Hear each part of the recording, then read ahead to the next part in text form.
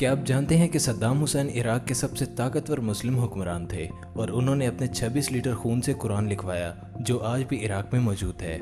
सद्दाम हुसैन ने बड़े पैमाने पर मस्जिदों, मदरसों और हस्पतालों को बनवाया। उनके दौर में इराक अपने दौर का एक ताकतवर मुल्क बन गया था। सद्दाम हुसैन के दौर में लोग सबसे बेहतरीन जिंदगी गुजार रहे थे। सद्दाम हुसैन ने अपने दौर में बहुत से मस्जिदों और मदरसों की तामीर करवाई।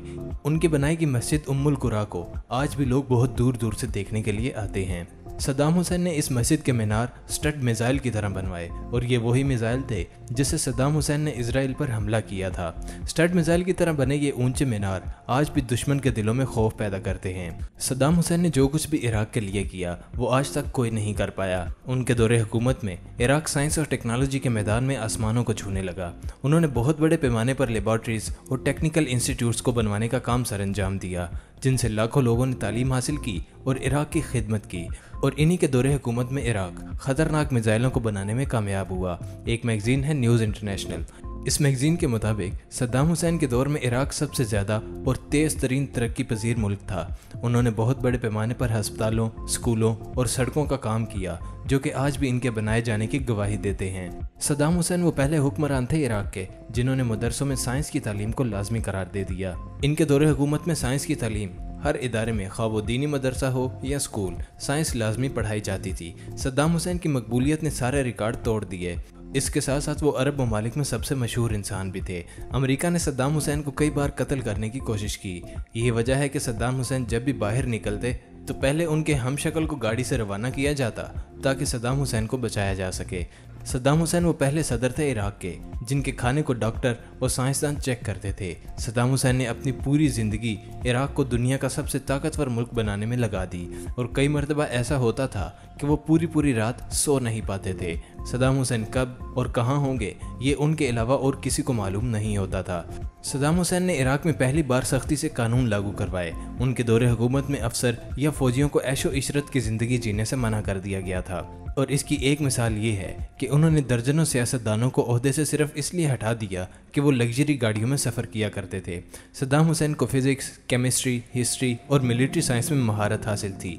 यही वजह है कि इराक सद्दाम हुसैन के दौर में मिलिट्री पावर में आसमानों को छू रहा था।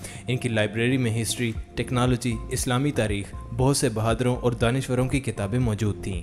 सद्दाम हुसैन खुद भी एक राइटर थे और इनकी किताबें आज भी दुनिया में बहुत ज़्यादा पढ़ी जाती हैं। सद्दाम हुसैन 28 अप्रैल 1937 को अल अजवा में इराक में पैदा हुए। ये वही शहर है जहाँ कभी सलाहुद्दीन अय्यूबी जैसा शेर पैदा हुआ था। इनके पैदा होने से पहले ही इनके वालिद इस दुनिया से चल बसे। इनकी परवरिश इनकी माँ ने की और जब ये थोड़े बड़े हुए तो इनके चचा इनको बगदाद लेकर चले गए। बगदाद में ही रहकर सद्दाम हुसैन ने साइंस और टेक्नोलॉजी की तालीम हासिल की। उनको शुरू ही से पुरानी किताबें पढ़ने का बहुत शौक था और उन्होंने कुरान मजीद की तफसीर भी पढ़ रखी थी। उन्होंने दुनिया की सबसे मशहूर यूनिवर्सिटी जामिया अल काहिरा में तालीम हासिल की। ये वही यूनिवर्सिटी है जिससे मोहम्मद मरसी और यासर अरफात जैसे लोगों ने पढ़ा था। और अपनी लगन और मेहनत से ये बहुत जल्द ही आर्मी के सबसे बेहतरीन कमांडर बन गए थे। सद्दाम हुसैन को इराक का सबसे इंसाफ पसंद हुक्मरान कहा जाता है। जब इनके बेटे की चलाई गई गोली से एक शहरी जख्मी हुआ तो सद्दाम हुसैन ने अपने बेटे की तमाम गाड़ियों को जलाने का हुक्म दे दिया। वो इराक के सबसे दाना लोगों में से एक थे। उन्होंने एक अमेरिकी चर्च को करोड़ों रुपयों की डोनेशन कर दी और अमेरिका के लोग सद्दाम हुसैन के इस कदम से इतना खुश हुए कि उन्होंने डेट्रॉइट शहर की चाबी सद्दाम हुसैन को सौंप दी। बहुत कम लोग जानते हैं कि सद्दाम हुसैन ने अपने खून से एक कुरान लिखवाया जो कि आज भी इराक में मौजूद है। इसके लिए उन्होंने लगातार 26 सालों तक अपना खून दिया। इस कुरान को आज भी बगदाद की एक मस्जिद में देखा जा सकता है। दोस्तों, ऐसा कहा जाता है कि सद्दाम हुसैन की सबसे बड़ी गलती इनका कुवैत पर हमला करना था और ऐसा भी कहा जाता है कि इनको किसी ने गलत खबर दी कि कुवैत इनका तेल चोरी कर रहा है और उन्होंने बगैर सोचे समझे कुवैत पर हमला कर दिया। इनके हमले ने अरब ममालिक में एक दहशत पैदा कर दी और पूरी इस्लामी दुनिया दो हिस्सों में तकसीम हो गई। सद्दाम हुसैन की जिद और फैसले अटल हुआ करते थे लेकिन फिर भी उन्हें अपनी इस गलती का ज़िंदगी भर पछतावा होता रहा। सद्दाम ने अपने दौरे हुकूमत में बहुत से स्कूल और कॉलेज बनवाए जिसकी वजह से इराक साइंस और टेक्नोलॉजी का गढ़ बन गया। इराक ने एक साल में इतने तजर्बात कर लिए कि अमेरिका को डर लगने लगा कि कहीं सद्दाम हुसैन भी एटमी हथियार बनाने में कामयाब ना हो जाए, और यही वजह है कि अमेरिका ने इस बहाने से इराक पर हमला कर दिया। अमेरिका और बरतानिया ने सद्दाम हुसैन पर 148 लोगों को मारने और एटमी हथियार रखने का इल्ज़ाम लगाया और इराक में अपनी फौजें उतार दी। जॉर्ज बुश के इशारे पर सद्दाम हुसैन पर मुकदमा चलाया गया ताकि उन्हें इराक में उभरती हुई टेक्नोलॉजी से रोका जा सके। इस अमर में सद्दाम के 2 वकीलों को सिर्फ इसलिए कत्ल कर दिया गया कि वो सद्दाम की पैरवी कर रहे थे, और ऐसा भी कहा जाता है कि ठीक सद्दाम हुसैन के फैसला सुनाने से पहले जज को बदल दिया गया था।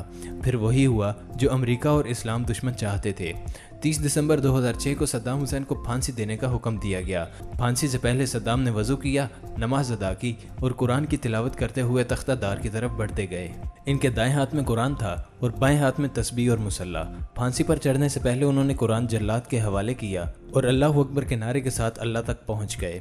मजमा में दहशत का समा था, लेकिन इनके चेहरे पर एक अलग सा सुकून नजर आ रहा था। जिस दिन सद्दाम हुसैन को फांसी दी गई वो ईद उल अजहा का दिन था। एक तरफ मुसलमान जानवरों की कुर्बानी कर रहे थे और दूसरी तरफ अमेरिका ने सद्दाम हुसैन को फांसी पर चढ़ा दिया था।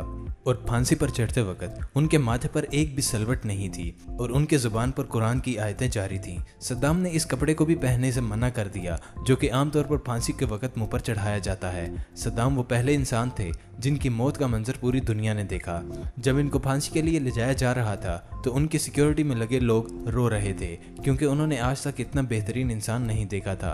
और शायद ये पहली बार था कि इराकी हुक्मरान की मौत पर कुछ अमरीकी फौजी जो कि मुसलमान थे वो भी आंसू बहा रहे थे। सद्दाम को फांसी दिए जाने पर अमरीकी सिक्योरिटी एहलकार एडम रोजर्सन ने कहा कि हमने सद्दाम के साथ गद्दारी की है और हम हत्यारे हैं। सद्दाम ने लोगों के दिलों पर हुकूमत की थी। और क्या आपको इस बात का पता है कि जब बुश की अदालत ने इन्हें फांसी देने का हुक्म किया तो अमेरिकी फ़ौज में बहुत से लोगों ने इस्तीफ़ा दे दिया। उनकी दोस्ती कई मुल्कों के लीडर्स के साथ थी और एक अमेरिकी तहकीक के मुताबिक अगर सद्दाम कुछ साल और जी लेते तो आज मस्जिद अक्सा मुसलमानों के हाथ में होती। अमेरिका ने फांसी तो दे दी, लेकिन लोगों के दिलों से सद्दाम हुसैन की मोहब्बत को नहीं निकाल पाया। और हैरानी की बात यह है कि वो आज भी कई मुसलमानों के दिलों में जिंदा हैं। किसी के लिए वो हीरो हैं तो किसी के लिए विलन, लेकिन आपके लिए क्या हैं वो कमेंट करके ज़रूर बताएं। अगर वीडियो अच्छी लगी तो लाइक करें और अपने दोस्तों के साथ भी शेयर करें। और जिन्होंने यूट्यूब के इस मुनफरिद चैनल सरसब्ज़ टीवी को सब्सक्राइब नहीं किया वो इसे जल्दी से जल्दी सब्सक्राइब करके साथ में मौजूद बेल आइकन को लाजमी ऑन कर लें। तो मिलेंगे एक और वीडियो के साथ, तब तक के लिए अपना और अपने प्यारों का बहुत सा ख्याल रखिएगा। अल्लाह निगहबान।